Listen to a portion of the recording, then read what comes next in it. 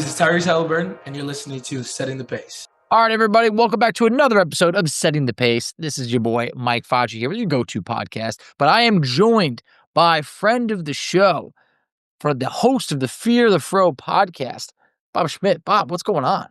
Facci, thank you for having me. I was worried. I was worried till the end there, but I was, I keep agreeing to do your podcast, and I'm kind of beginning to sense that even though we pulled this one out, that perhaps that is going to lead to terrible things, and that you're at fault for when the Cavaliers struggle. You know, in the past, it had been awesome. Just nothing greater than having you on after, Pacer playoff wins over the Cavs and things like that.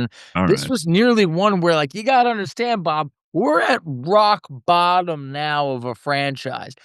Nearly took you out, nearly ended the streak. But at the same point, I mentioned to you off air, this is a franchise record 13th straight loss for the Pacers, a team that you obviously know was 2 quarters away from winning the NBA Finals. Bob, could you have ever seen this coming in just however many months it's been? 6 months? No. Obviously, it's way worse than I expected. Your injuries outside of Halliburton have gotten way worse than expected. I don't think it's – I think you can understand why they're here, but there is still part of me that refused to believe that a team that's had Siakam and Nembhard out there could end up this low in the standings. I know they've dealt with all the other injuries and out beyond just Tyrese Halliburton, but my God, I never expected it to be this bad. Because in my mind, Facci, I kind of look at you guys the same way that I looked at the Celtics. What the Celtics are doing is far more than what I expected. What you guys are doing is less than what I expected, but I kind of assumed even with the injuries, both you guys would be those teams that were surprisingly better than the roster would tell you that they should be. But, understandably, the amount of injuries that you guys have gone through, that you're being propped up by one of Ohio's native sons, Micah Potter, these last several games. Hey. He's had some decent games that it's like, look, that's where we're at now is like the new shiny object has been like the, appealing thing, whether it's been Micah Potter or earlier in the year, Jeremiah Robinson Earl or, Ethan Thompson. There's been all these like guys that have come out of the bushes, the woodworks, and all of a sudden they're starting. And it's like, all right, it's been musical chairs. And there's already been so many members of this team compared to the past where you had familiarity. Like Tony Bradley just was waived recently. And, we salute him. He had some good service for, almost about a full year or so. But it's just, it's been tough. The injuries have piled up all year. And I think that you felt like in the beginning, maybe Indiana could patch it up and get things going, but things ended pretty quickly in the regular season. This has been a tough one. But you know what? Would you rather have it this way than to have it? I would. Season, you had the bad first half, the incredible second half, the incredible run. Oh, yeah. To have it just end early, you can't think of any better circumstances if you already chalked it up to a year that was likely not going to end, with a title in the absence of Halliburton. I would argue that outside of the actual viewing experience during the year, this is a much better way to go about it. It's kind of the same mentality with the Browns fans, because there's a lot of I'm not a Browns fan, I'm a Bills fan, but the Cavs fan base that listens to my podcast, most of them are Browns fans. And I think the majority of them would tell you that, the losses at the end, winning the games at the end, it's like that may feel good in the moment, but it's a better outcome for you guys to come into a situation where you could be walking into next year with Halliburton back and a top crazy pick. This pain will seem worth it, probably. I feel like this is San Antonio Spurs-esque where you take a year off and next thing you know, you stumble into like a Tim Duncan maybe. They're obviously hard to come. I'm not going to say anyone's going to be Tim Duncan, but the fact that we can have a roster of good players and then add potentially a number 1 pick makes it feel like, hey, you know what? I could know that there's better days ahead. But, going to this game, I mean, let's talk about it. 120 to 116. Cleveland pulls it out in the end. That's nothing new for the Pacers recently. They've played better basketball, but let teams like the Orlando Magic or the Cleveland Cavaliers come back and, roar back and claim victory in the end. No Donovan Mitchell in this game. Dean Wade gets hurt. Cleveland still finds a way. I mean, the fourth quarter in specific, just to throw some numbers at you. I mean, Indiana was in control for most of this game, but in the fourth quarter, It's the Indiana Pacers that shoot 38% from the field, or 8 of 21, and it is the Cleveland Cavaliers that shoot 68% from the field on 15 of 22 shooting. The better team won in the end. Bob, what were your thoughts with this game from start to finish? Well, my thoughts initially were I know both of our teams have been horrible in the second quarter. Our team has been the absolute worst in the NBA in the second quarter, and yours, I believe, was 28th when I last looked. So I was frustrated in that first half because I felt like, you know, Darius Garland, he was playing sloppy. Mobley wasn't finishing through contact. You had Siakam doing fairly well. Huff goes on that run towards the end of the first half. He's throwing in circus dunks and knocking down threes. And it felt like so many of our second quarters have felt like this season where we let our foot off the gas and then you go into the locker room and you're down double digits or close to double digits. So that didn't seem that unfamiliar to me. The closing part of this game, though, what Cavalier fans would tell you is that, in the absence of Mitchell, this is something that we haven't seen much of this year. He's been one of the starters who's been relatively healthy the majority of the time. The Cavs have shuffled a lot of lineups too. It hasn't obviously been to the degree that the Pacers have with the injuries, but to finish this game with the two big lineup and to get just massive, massive play out of Jared Allen, Craig Porter Jr., and Darius Garland. Darius Garland specifically, I don't know if you noticed it in the moment, but 5 for 5 in the clutch. And Wow. specifically him in the clutch, the Cavaliers were 6 for 7. He was responsible for the majority of that. That two-man game between him and Allen was massive at the end of the game. And then the extra hustle plays from Craig Porter Jr., digging out that offensive rebound that he was able to get Allen for a dunk in that game, the block. Now, I don't know what happened on the Pacers broadcast, but the Cavs broadcast cut out It right went out after. as well. I thought I And was going insane. I kept yeah, trying to switch streams and see because I have NBA League Pass. I kept going and going. Nothing. I was like, what's going on? There's no sound here. I'm like, I felt like I had just the worst seat in the building because I was just up there. I couldn't hear anything of this, and I'm like, can't be me. I checked Twitter. I wasn't alone, but come on, we got to do better than this. yeah. I mean, I was able to kind of cobble together what happened in the aftermath. Siakam had some big possessions late in that game. I did. And we had a couple mental lapses. Like after the block, you guys get a 5-second violation with Nemhard. Nemhard, of all people, would not be the guy that I would expect to have a lapse there. And then we immediately hand you the ball back on just a absent-minded play by Evan Mobley, where he gets the ball in front of half court and just tosses it back to Sam before he's crossed the halfway point. And, but in the end, I think what this ultimately came down to was Darius Garland's shot making and that two-man game. He was feasting on just getting his shots off, slightly avoiding getting blocked. And I was proud of the guys, even though Siakam got his towards the end there. There was conditions where Sam Merrill was the guy tasked with guarding him, where Craig Porter Jr. was the guy tasked with guarding him, and I was pleased with their effort. Now the foul, when you're down, like the foul up 3, that was a risky maneuver, certainly. And I think some Pacers fans probably saw Nesmith get fouled after that rebound on the Craig Porter Jr. pair of free throws and wanted it to be a shooting foul, and I could understand that. But ultimately, I'm glad they didn't give him a bailout call in that moment. Yeah. Because that's the other thing. When it went to the no audio broadcast on League Pass, there's no score ticker. I'm trying to keep up with what's going on. There's no clock on it. I'm just watching this game, and it feels like, devoid of watching the score, I know that the Cavaliers had a cushion, and it seems like things were going wrong. But then to watch that sequence where Craig misses one of his 2 free throws, he almost gathers in an offensive rebound there, but Nesmith gets it. And fortunately, Jared Allen came up huge in that late game in terms of some big offensive rebounds or some big defensive rebounds. That offensive rebound scramble where both he and Sam managed to tip it to Craig that resulted in his dunk, and then the two-man game with Darius. Sometimes it was him with the dunks, but for the most part, it was Darius just knocking down those floaters over Siakam, over J Huff, over the guys that were in front of him. So I was super happy with the way they closed this game, but obviously, I mean, if you were to read the Fear the Fro Discord during the game, we were all disgusted that it was even a game. Yeah, it was. And I got to say, on the flip side of things, it was good to watch competitive basketball again. There hasn't been a lot of those games. When you're 6-31, there's not a lot to really enjoy. But, I think another game where the Pacers played 3 decent quarters of basketball, but sometimes it's like one really bad quarter that makes the big difference. In this game, it was the fourth quarter where they got outscored by 13. So yeah, Pacers made it close in the end, but when you're talking about Darius Garland, I mean, there was a couple moments where it looked like he was either grabbing his back or he looked a little Yeah. achy, and I'm just like, I felt for the guy because I feel like there's been too many nicks and bruises and toe injuries, and he's grabbing his back, and I'm like, when are we going to see this guy fully healthy? And I know obviously that wasn't the case in the playoffs last year. He tried to gut it out and play through. But everybody knew he wasn't healthy. 29 points.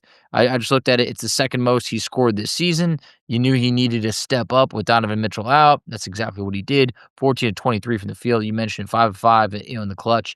I mean, he was awesome. This And is the what he impressive looked like thing, at his the best. stat you didn't mention there, Facci, no turnovers. It No felt like turnovers. I mean, that's like if you would have told me, I didn't think the eyeball test matched up, but Hunter was fumbling away stuff. Craig had a few mistakes. Darius, though, to have this game where it looked like he was favoring his hip and his toe, he was grabbing his lower back, like you Yep. said. But in crunch time, none of that was prevalent. And you saw him just knock down some huge shots. 19 turnovers by the Cavs, not a single turnover from Darius Garland. I mean, that just shows that it's like he was exactly what they needed in 1 or 2 turnovers, and maybe it's a different game from him, in a game that was this close. Everything's meaningful. But yeah, Craig Porter Jr., 9 assists in this game. I mean, hey, good effort He off was the bench. close to a triple-double. I know. I mean, that would have been a little bit scary. He was 8, 9, and 9. I mean, that would have been a triple-double that I don't think many people had predicted, not to be disrespectful of Craig Porter Jr., but that wasn't on my potential bingo card or radar for tonight. But I think Well, for the you should get Cavs, ready for it when we see you again in the playoffs, Facci, because Jalen Tyson this year and Craig Porter Jr., what you'll see if you haven't been following Cavaliers basketball that closely is clearly we're trying to compensate for what happened in that playoff series because Ty Jerome got lit up. We got Lonzo, who's been absolutely horrific. But finally, Kenny's going away from Lonzo, leaning into Craig, leaning into Jalen. And even though I wouldn't say this was Jalen's best night, they're both very good rebounders. And those units where Craig is out there with Jared Allen, with Evan Mobley, they are much better at ending possessions, which is huge in the playoffs because clearly that's been one of our issues is that we've had 2 exits now that have come on the heels of just late in the game when Craig was at the free throw line for that pair that he split. All I could focus on was where Nesmith was behind him and, don't let these guys come in here and crash in here and grab boards, because everybody's kind of traumatized by it. But Craig, despite his size, inch for inch, he may be the best rebounder in the league. It's entirely possible. He's just fantastic in that facet of his game. And when he's in there, they do much better on the glass. And that's sometimes like that's a major thing of why people were very frustrated with Miles Turner for a while is like Craig Porter Jr. is listed at 6'1". Does that mean he's 6 foot? Maybe. But I'll tell you one thing it doesn't mean. He ain't 6'2". No one's taller than what they're listed at. So I think that if he's 6'1" and he's grabbing 9 boards this game and 6 the previous and 5 and 9 and 6, you're wondering why a guy like Miles Turner, who's near 7 feet tall, can't average more than 7 boards, in a season, or definitely has never averaged 8 before. So yeah, I think rebounding it's a skill, but it's also a lot of effort. And I think, Craig Porter Jr. definitely had that effort. But one comparison I want to bring up is, no longer a Cleveland Cavalier, Isaac Okoro, someone that was traded for in the Lonzo Ball trade, right? That's correct. I believe. So Isaac Okoro was a Cav for a while. Felt like never really reached his full potential of being, I think, the 5th overall pick in the draft. We have run into that with Jarris Walker. Jarris Walker, a former top 10 pick now in year 3. He's regressed. He played an all right game tonight, 10 points, 4 of 7 shooting, 3 assists, had a steal, but it's year 3. He's been one of the more inefficient players in the league this year. At least Okoro, you knew you were getting really good defense out. That's what Jarris Walker was supposed to do. What should the Pacers do now? I mean, could they be ready to give up on a top 10 pick? I have strong feelings on this, Botch. I have very strong feelings on this because if there was a few nits that I would pick, I think Kobe Altman's done great at finding young talent, especially these guys that were undrafted. Dean, Craig Porter Jr., Naquan Tomlin, these guys that were undrafted or brought in and now are big parts of the rotation. It's huge, especially when we're the only second apron team in the league. So to get guys on minimum deals or near minimum deals, you need that. This is what I took issue with the Okoro thing. I think Okoro is I think he's a very good defensive player. And that's mostly what we hung our hat on. We said, okay, well, he's getting better. His 3-point shots progressing, at least percentage-wise. Yes, people still leave him open in the playoffs. His offense wasn't as effective in the playoffs when it actually mattered.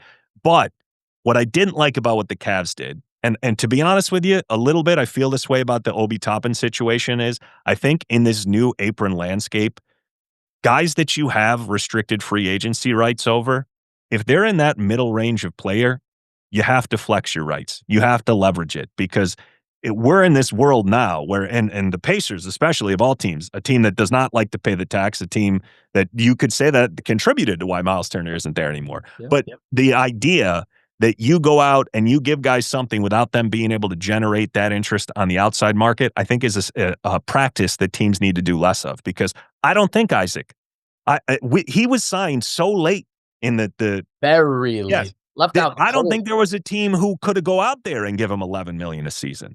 So these guys now, Jarris, I don't think he's even close to where Isaac was at the point that came up. So if you want to keep this project going with Jarris Walker, I think you just let the market dictate what he can get because again, you can match anything. And to me, from the outside, I realize I'm not within the prism of Pacers fans, but I wouldn't be scared at all about having to match an offer sheet because who's going to go out there and say, oh, we're going to pay this guy above market rate when he's shown nothing, especially, Facci, if it doesn't happen this season, when the opportunity is there for him, I think his market rate will be so low. I think the question you'll be asking yourself is not can we retain him, but is it worthwhile for us to retain him?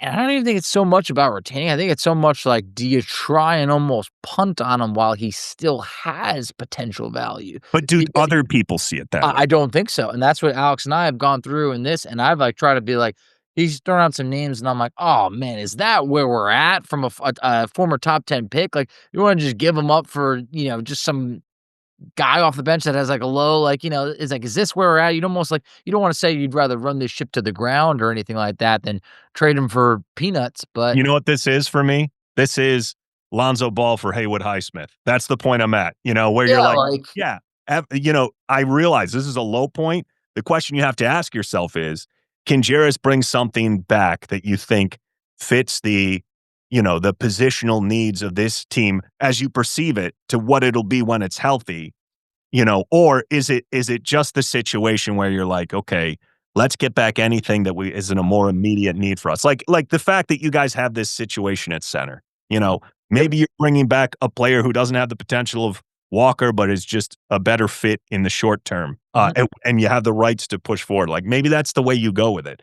But I haven't witnessed the whole Jarris experiment. I've seen what's happened and I also think it's very tough when you're an outside fan like me who's not watching every Pacers game, but you're watching, box scores and highlight reels. Everybody's data is so bad in a season where you're 6-30 that it's like if you look at it, it's like plus minus. Net rating would tell you Nembhard is a terrible player, but I don't think that's fair to context all the time of looking at like what's happening out there. No, I agree. Like I hate seeing any negative rating next to Siakam when I'm like, oh, come on, what more could this guy do? Like what more could he do? He drops a casual 22 in this game. Like this was a quiet night from Pascal Siakam and you're getting 22 and I see him 10th in the All-Star voting and it'll be tough because the Pacers record is just so bad that it's like, who knows how this will go. But on the other side of things for Ben Mathurin, that is a guy that the Pacers might not be able to retain. He could have offers. He's right now sitting out with a sprained thumb. It's an unusual timing of this. They don't have a timetable on this. The trade deadline's about 1 month away from when we're recording this. Like the Pacers, a team that got bit by Turner walking for nothing, now has to look at Ben Mathurin and make that real decision of like, do we just get ahead of this, or do we wait and see who offers that sheet, and could they match it, or would a team call their bluff knowing that like, well, the Pacers are going to be a tax team for the first time in 20 plus years? Like, I'd like to bet that they wouldn't. I have a question for you. Where do you guys sit in terms of Mathurin's acceptable contract figure for you guys? Like, what would be a number that you're like, okay, this is fair for him, and it's team positive as well. I think $25 million a year is like, oh my God, why would you not do that? Like, hey, he's homegrown. We've seen the type of potential that he has, but like, I think when you're Benedict Mathurin, like, rightfully so, thinks the world of himself. He's the type of guy that's going to bet on himself and write everything like that. And I think he would probably firmly believe that he could fetch a $30 million offer, and maybe he can, because there are teams out there with some serious cap space that are not good, like the Washington Wizards and the Brooklyn Nets and stuff like that. So that's possible. But like with Indiana, it's also not a guarantee that he would be a starter here. And that might be something that's very important to him. Like, you bring back Tyrese Halliburton, the Pacers obviously love Andrew Nembhard and need Nembhard to play alongside, Halliburton to help him out defensively. And then are you then gonna shift Mathurin to the three? Okay, well, you got Aaron Nesmith, who you also love, who's a really good team player and all of that stuff. And when we talk about plus minuses, I mean, he was a +8 in this game. And that's not to say everything, but it's just like he's typically that guy that is like, hey, he's the glue guy. When Nesmith was out, the Pacers were downright terrible. They've been a more competitive team with him.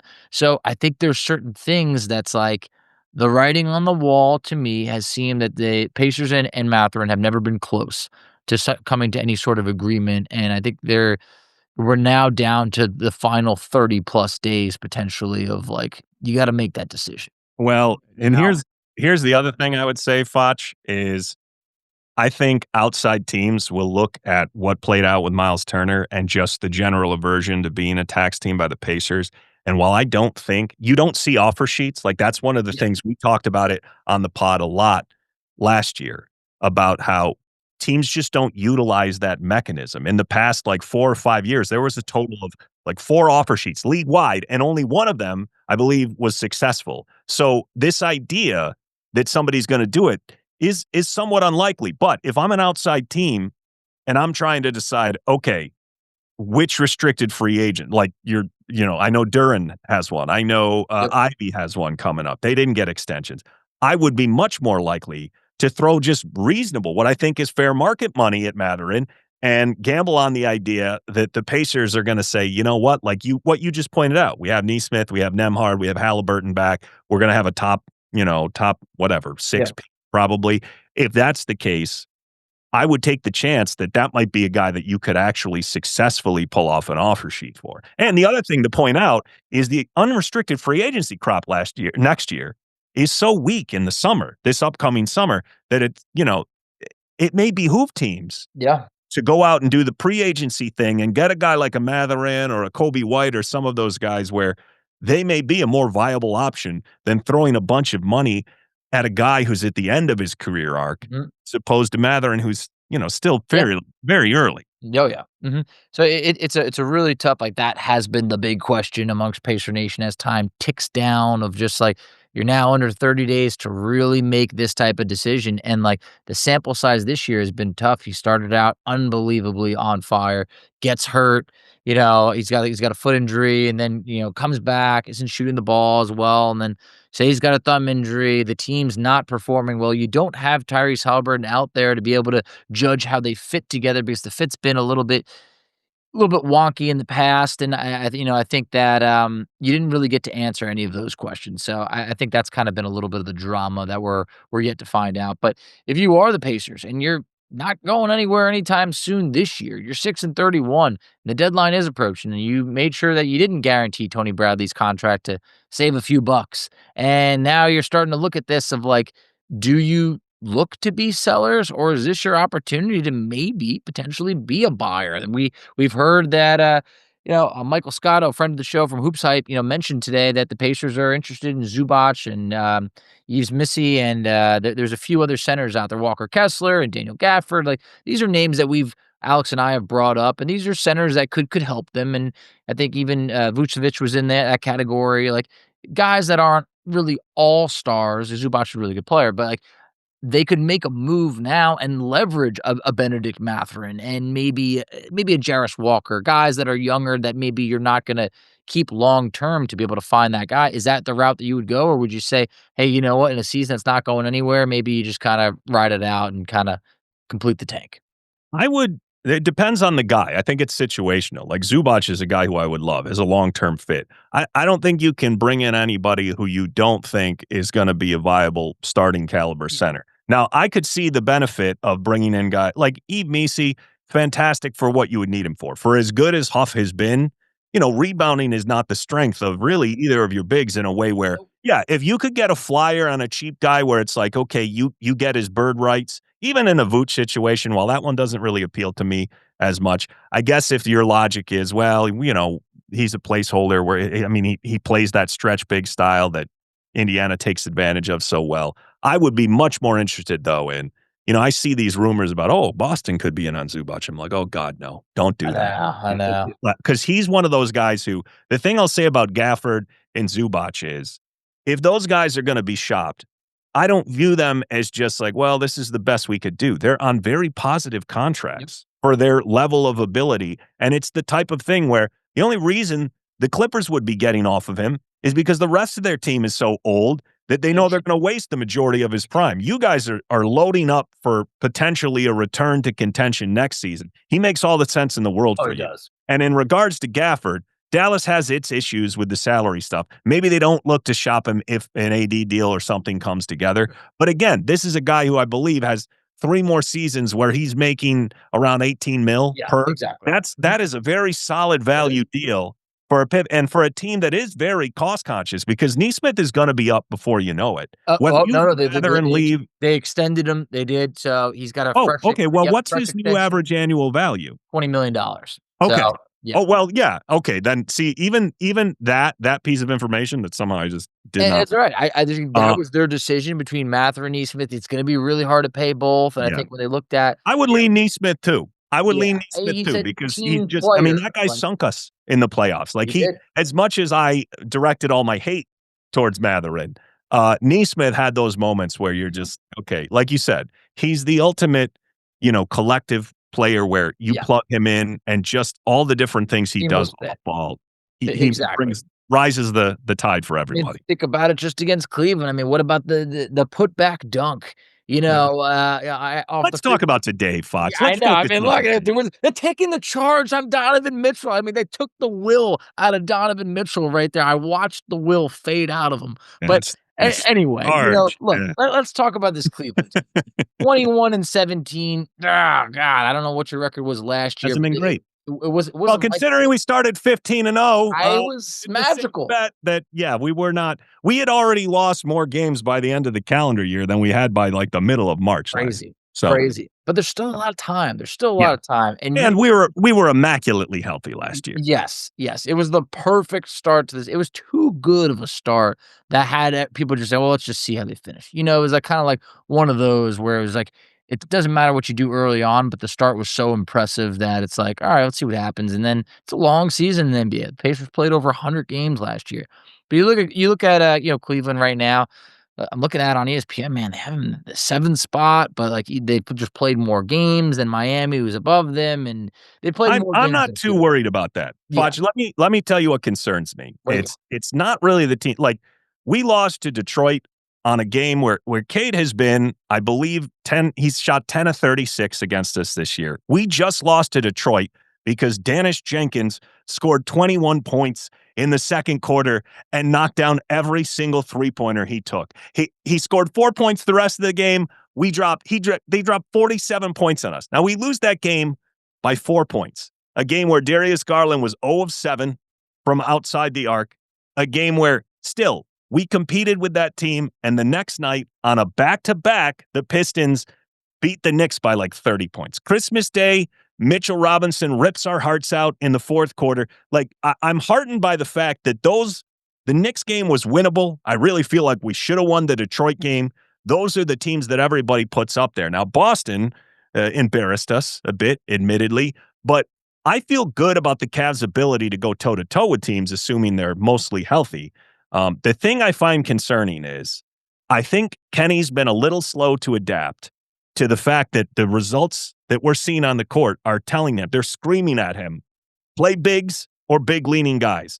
And Kenny I think he was so traumatized. I blame you guys directly for this because one, I blame you for the pivot away from Ty Jerome to Lonzo Ball. I think the defense was so bad that it allowed this front office to sell the notion that we have to get a guy who is absolutely way worse offensively because he can guard up more and he's a little taller. And Kenny likes to play small.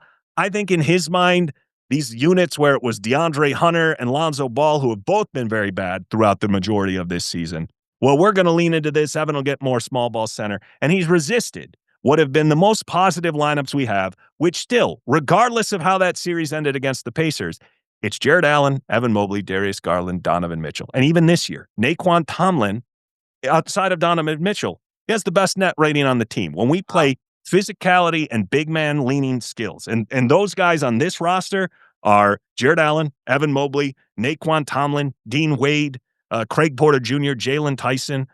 That, to me, is the way that we should be leaning. It should not be to go smaller. And it's been a spectacular failure with Lonzo to the point where people are actively rooting for him to get moved just so that there's zero chance for Kenny to play Lonzo ahead of him. Ty Jerome, third place finisher for Sixth Man of the Year last year, played just under 20 minutes a game. Lonzo Ball, who's been objectively horrible, the worst true shooting percentage in the league of qualifying players. Truly. He's been playing north of 20. A guy who has medical red flags everywhere. I feel like what happened at the end of that Indiana series with Ty Jerome caused us to be able to rationalize this shift and say, well, Lonzo's going to bring everybody up. And he's been an absolutely horrible acquisition. The only positive of that move for Isaac Okoro is that we were probably going to have to come off money because of the second apron situation anyway. And Lonzo's essentially a virtual expiring. But now the majority of the Cavs fan base is just praying that we can find some place to put him where we can address some of our more pressing needs, which might be, you mentioned Yves Missi. The Cavs would like to get some sort of, just volume rebounder. We can't get a frontline guy like a Zubac or a big star acquisition, but the Day'Ron Sharps of the world, the Yves Missis, those are the types of names that I'm like, okay, if you can figure out a way to turn Lonzo and a couple of draft assets into that, then maybe that's a move that you do, because that's been my frustration. Yeah, that's obviously a huge part of it, Foch, but also it's like, I feel like, and Kenny talked about it at Media Day, about the Pacers series and what he learned about the relentless energy you guys had, where you kept up this level of just running and energy that wore us down over the course of that series. And I feel like his takeaway from that was we have to play more like that. And I just don't feel like Lonzo is good enough to change the mentality of this offense, to go away from the stuff that, I get it. Nobody likes just spamming pick and rolls all day, and people don't believe it'll work in the playoffs. But ultimately, I don't think we have the roster performance right now to justify playing in the other direction. Yeah. And that's the thing. Sometimes you need all the pieces. The Pacers knew what they were doing. They were acquiring all the players that are top in the league in transition, scoring, and it worked out for us. But it is the leagues try to duplicate that style. Some teams can, other teams can't. But just while we have about maybe 2 minutes left over here, just take a look at the East. I mean, look at it right now, just on paper. Detroit, the 1 seed, Boston, the 2. I mean, Detroit last year was the cute team that made the playoffs. Look at you guys climbing out of the dumpster of the East to you made the playoffs. Now all of a sudden they're the 1 seed. Boston, team everybody counted out. The 2 seed. You got New York, everybody expected there. Toronto, finding a way. They're middle of the pack. They're the 4 right now. Philly, you never know when the wheels are just going to fall off with Embiid and they could just plummet down to where they were last year. And you got Miami continuing to stick around. There's obviously you guys, Orlando, that went all in. They're the 8th seed. It's just all over the place. Anybody's East. It's anybody's East. Anybody. That's what I'm trying to say. 21-17. It's not great. But fast forward a week from now, you play good, all of a sudden you're the 2 seed. Well, and we've been better the last 3 weeks. The offense has looked better. The performance has been better. The problem is the games we've lost have been nationally televised ones, so people noticed those. Sure. But outside of that Denver stinker where they had nobody playing and we managed to eke that out, I'm not ashamed of the Knicks loss, and I'm not ashamed of the Pistons loss, because I think those are correctable. I feel good about where we're at. I just want to see us get healthy, lean into the big rotations, and continue to prioritize Jalen and CPJ. Yeah. Hey, I think it was good to see some of that, Cavs depth that I was not as familiar with tonight. Pacers couldn't squeak it out in the end. Hey, like I said, the better team won. go on. If this isn't the year for Cleveland, I fear what the offseason might be. But Bob, as we wrap this one up, and I'm confident we will see you again down the road, not in the playoffs, but maybe on this pod, please tell everybody where they could find you and your show and some of the great content you're always putting out. Fear the Fro Pod is the name. It's on Spotify. It's on YouTube. It's on Apple Podcasts. Just check it out there. Give it a 5-star rating and review if you're so inclined. Thank you, Pacer Nation. Absolutely. Hey, Bob, until next time, we appreciate you, and best of luck this season. You as well.